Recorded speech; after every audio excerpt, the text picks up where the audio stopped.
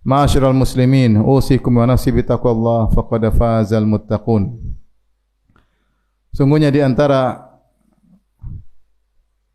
faktor terbesar yang menjadikan anak-anak zaman sekarang keluar dari jalur yang benar, menjadi nakal, menjadi liar, di antaranya karena orang tua tidak menunaikan hak mereka.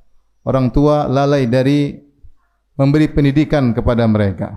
Orang tua menyangka bahwasanya kewajiban orang tua terhadap anak hanyalah membangun fisik mereka, memenuhi kebutuhan fisik mereka, sementara pembinaan akhlak, pembinaan akidah dilalaikan.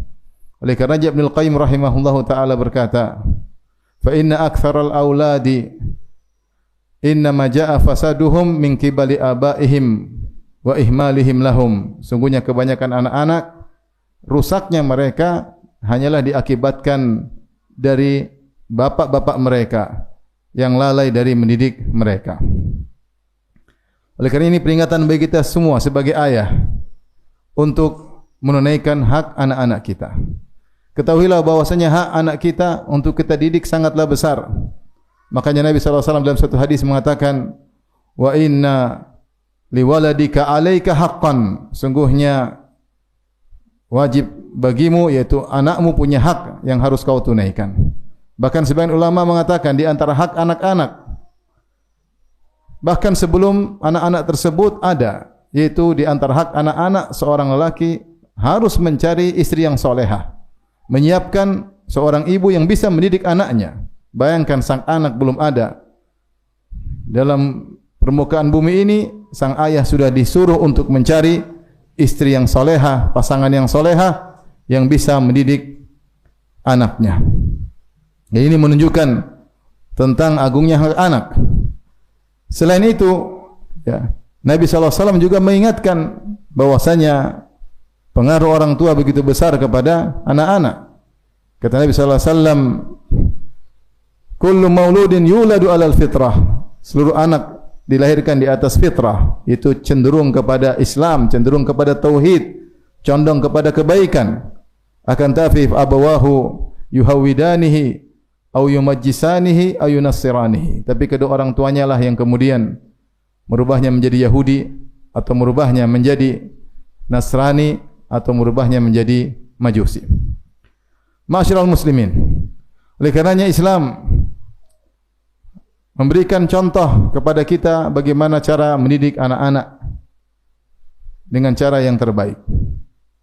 Di antaranya adalah hendaknya kita selalu mendoakan mereka. Dan ini poin yang sangat penting, jangan sampai kita lalai. Bahkan Allah Subhanahu wa taala menyebutkan di antara ciri penghuni surga adalah orang-orang yang mendoakan anak-anak mereka.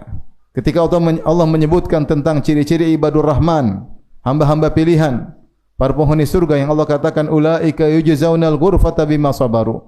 Mereka itulah orang-orang yang Allah siapkan surga yang tinggi karena kesabaran mereka. Di antara ciri mereka Allah berkata, walladzina yaquluna rabbana hab lana min azwajina wa dhurriyyatina qurrata a'yun. Itu orang-orang yang berdoa, ya Rabb kami, jadikanlah anak-anak kami sebagai penyujuk hati kami, yaitu anak-anak yang saleh. Oleh karenanya para anbiya mereka berdoa. Nabi Ibrahim berdoa, Rabbi habli minas salihin. Ya Allah, anugerahkan kepadaku dzurriyyah yang salehah. Rabbi habli min ladunka dzurriyyatan thayyibah. Demikian doa Zakaria, ya Rabbku, anugerahkanlah kepadaku keturunan yang baik. Nabi Ibrahim berkata, wa junubni wa bani an na'budal asnam. Ya Allah, jauhkanlah aku dan keturunanku dari kesyirikan, penyembahan terhadap berhala. Dia juga berdoa, Rabbi ja'alni muqimas salati wa min dzurriyyati. Ya Allah, jadikanlah aku penegak salat dan juga anak keturunanku. Maka kita sebagai ayah, sisihkan waktu dalam sujud kita, ketika tahiyat sebelum salam, dalam salat malam kita, dengan tulus kita mendoakan anak-anak kita. Sungguh di luar sana berbagai macam godaan, tantangan yang bisa mengeluarkan anak kita dari jalur yang benar.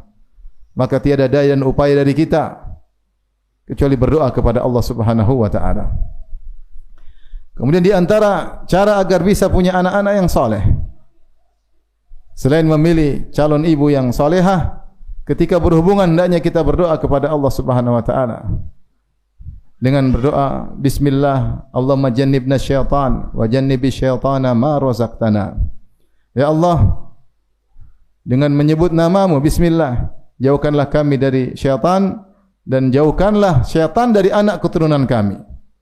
Ketika kita berdoa dengan doa tersebut, lantas Allah mentakdirkan kita punya anak, lan yadhurruhu syaitan, maka syaitan tidak akan bisa beri mudarat kepadanya. Yaitu anak ini apapun yang terjadi dia akan menjadi anak saleh. Akan menjadi anak saleh. Di antaranya yang perkara penting adalah kita mendidiknya sejak kecil. Mumpung anak-anak masih polos, belum memiliki pemikiran tertentu. Ketika masih polos maka kita dikte, dan ini salah satu metode Islam. Makanya Nabi SAW mengajarkan akidah kepada sejak anak-anak, seperti Nabi berkata kepada Ibn Abbas, ihfazillaha yahfazka. Jagalah Allah maka niscaya Allah akan menjagamu. Dan Rasulullah berkata, wa alam annal ummata law ijtama'u ala an yadhurruka bi syai'in lan yadhurruka illa bi syai'in qad kataballahu alaik. Ketahuilah wahai Ibn Abbas, kalau seluruh umat bersatu padu untuk mencelakakan engkau, mereka tidak bakalan bisa mencelakakan engkau kecuali yang telah Allah tetapkan bagimu. Akidah Rasulullah ajarkan. Rasulullah juga ajarkan kepada Umar bin Abi Salamah. Ketika makan, Rasulullah ajarkan adab makan. Kata Rasulullah SAW, ya gulam, samillah, wa kul fima yalik. Ucapkanlah bismillah ketika makan dan makanlah dari yang dekat denganmu. Demikian juga Rasulullah SAW mengatakan, agar kita ketika mendidik anak, mumpung masih polos dan secara bertahap. Karena kalau anak-anak kita didik setelah mereka besar, setelah mereka ngerti, maka semakin sulit. Maka hendaknya kita berusaha payah sekarang sebelum nanti sulit untuk mendidik mereka. Berusaha payah untuk nanti kita mudah untuk mendidik mereka. Kata Nabi sallallahu alaihi wasallam, "Muru auladakum wa hum sab'u sinin bis salat." Perintahkanlah anak-anak kalian untuk salat sementara mereka berusia 7 tahun. Wadribuhum 'alaiha wa hum 10 sinin. Dan pukullah mereka kalau tidak mau salat ketika mereka berusia 10 tahun. Padahal mereka belum balik. Tapi Rasulullah SAW suruh sejak umur 7 tahun latihan untuk salat. Diajak ke masjid, disuruh salat. Ketika 7 tahun belum ketat, mereka bolong-bolong biarin aja. Tapi ketika sudah 10 tahun menjelang balik, maka mulai agak ketat. Kalau tidak mau, maka boleh dipukul dengan pukulan yang mendidik. Boleh dipukul dengan pukulan yang mendidik. Maka demikian juga ketaatan-ketaatan yang lainnya. Anak-anak wanita kita didik. Ya, mulai kita suruh mereka latihan berjilbab sedikit demi sedikit, apalagi menjelang ketika mereka akan balik. Mereka terbiasa pakai jilbab, diajar rasa malu dan segala kebaikan. Ketika mereka sudah balik, mereka sudah siap karena sudah terbiasa. Dan sebagaimana dikatakan mengajarkan anak-anak kan naqshi fil hajar, seperti memahat di batu. Memang berat, memang sulit, tapi kalau sudah jadi maka sulit untuk dirubah. Maka mumpung mereka masih polos, kita dikte dan kita dikte. Jangan dengar perkataan sebagian tarbawin, sebagian ahli pendidik. Biarkan anak-anak cari jati dirinya. Jangan. Kalau mereka sudah mengerti, sudah banyak bergaul, sudah berisi, susah untuk kita ajarin. Kemudian di antara poin penting dalam mendidik anak-anak adalah dekat dengan mereka. Dekat dengan mereka. Dikatakan anak-anak kalau masih kecil, kita jadi yang diperintah-perintah oleh mereka. Mereka suruh kita ini, kita nurut karena masih kecil.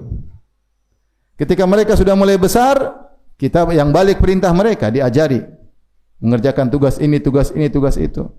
Ketika mereka sudah dewasa, jadilah teman kita. Ajak ngobrol, diskusi, dekat dengan mereka. Karena anak-anak kalau sudah dekat dengan kita, mereka lebih terjaga. Mereka lebih terjaga karena cinta dan sayang kepada kedua orang tuanya. Aqulu qouli hadza astaghfirullah li wa lakum wa lisa'iril muslimin kulli dhanbin khati'ah fastaghfiruhu innahu huwal ghafurur rahim.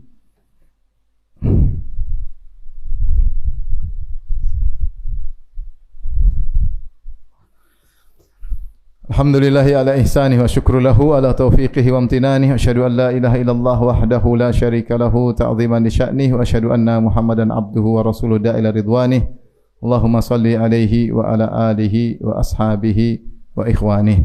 Ma'asyiral muslimin, dalam mendidik anak-anak perlu kesabaran yang panjang, perlu perjuangan, perlu pengorbanan. Banyak yang harus kita korbankan, waktu kita korbankan, perasaan kita korbankan, uang kita korbankan. Ya. Terutama di zaman sekarang, betapa banyak ya, godaan yang merusak generasi muda. Betapa banyak tontonan yang bisa menghancurkan apa yang sudah kita bina selama ini. Sungguh menyedihkan, ada seorang anak yang dididik, dia hafal Quran, hafal ini, hafal anu, kemudian gara-gara salah bergaul dalam waktu sekejap, rusaklah semua yang telah dibangun kebaikan di atasnya. Maka kita perlu ekstra kesabaran. Kalau berhasil dengan taufik dari Allah Subhanahu wa taala, maka ganjarannya luar biasa di dunia sebelum di akhirat. Betapa bahagia kalau kita memiliki anak-anak yang soleh. Sungguh merupakan surga yang disegerakan. Ya. Sebagaimana kalau kita memiliki anak yang buruk, ini siksaan batin yang luar biasa. Dan kalau kita sudah meninggal, maka anak-anak soleh ini adalah aset yang terbaik bagi kita. Rasulullah SAW bersabda, "Idza matal insan inqata anhu amaluhu illa min thalath." Jika seorang sudah meninggal dunia, maka terputus seluruh amalannya. Dia tidak bisa lagi salat, tidak bisa lagi baca Al-Quran, tidak bisa lagi puasa sunnah, tidak bisa lagi bersedekah. Illa min thalath, kecuali 3 hal yang masih terus mengalir baginya. Shadaqatun jariyah, sedekah jariyah. Ilmun yuntafa'u bihi, ilmu yang bermanfaat. Yang terakhir kata Nabi, waladun salihun yad'u lahu, anak soleh yang mendoakannya. Kalau kita sudah meninggal dunia, lantas anak soleh yang kita didik tersebut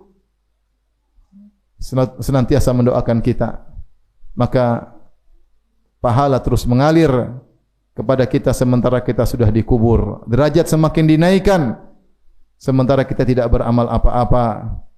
Makanya disebutkan dalam hadis, innar rajula la turfa'u darajatu fil jannah. Ada seorang derajatnya dinaikkan di surga. Dia mengatakan, anna li hadza, kok bisa derajat saya naik padahal amalan saya tidak seharusnya sampai seperti ini. Dikatakan bistighfari waladikalak, karena anakmu sering mohon ampunan bagimu. Jangan lupa talkinkan anak-anak untuk berdoa, Rabbi ghufirli wali walidayya warhamhuma kama rabbayani shaghira. Tanya mereka, hari ini sudah doain ayah dan ibu belum? Sehingga kalau kita sudah tiada, mereka terbiasa mendoakan kita. Kemudian juga kalau kita berhasil mendidik anak-anak soleh dengan usaha kita, dengan ikhtiar kita, lantas anak-anak menjadi soleh, maka seluruh amal soleh yang mereka lakukan, pahalanya juga mengalir kepada kita. Karena Rasulullah SAW bersabda, man dalla ala khairin falahu mithlu ajri fa'ilihi. Siapa yang menunjukkan pada kebaikan, bagi dia pahala orang yang mengamalkannya. Maka bayangkan kalau kita punya anak soleh banyak, semua baik, semua beramal soleh. Mereka baca Al-Quran, mereka hafal Al-Quran, mereka solat malam, mereka puasa sunnah, mereka bersedekah, mereka bertauhid, mereka bertawakal kepada Allah. Seluruh itu pahalanya akan mengalir kepada kita sementara kita di kuburan. Kenapa? Fa inna waladaka, ya, sungguhnya anakmu min kasbikum, termasuk dari usahamu, sungguhnya termasuk dari usaha kalian. Maka perlu perjuangan, perlu kesabaran dalam mendidik anak-anak. Semoga Allah Subhanahu wa taala menganugerahkan kepada kita anak-anak soleh yang merupakan buah hati kita, menjadi pemberi kesujukan bagi kita di dunia, terlebih lagi di akhirat kelak. Bahkan para ulama mengatakan anak-anak soleh bisa memberi syafaat kepada kedua orang tuanya. Jika ternyata di akhirat seorang entah di neraka atau di surga derajatnya lebih rendah, ternyata anaknya lebih mulia, lebih tinggi derajatnya, maka dia bisa beri syafaat untuk mengangkat derajat orang tuanya di akhirat kelak. Innallaha malaikatahu yusalluna 'alan nabi ya ayyuhalladzina amanu sallu 'alaihi wa sallimu taslima.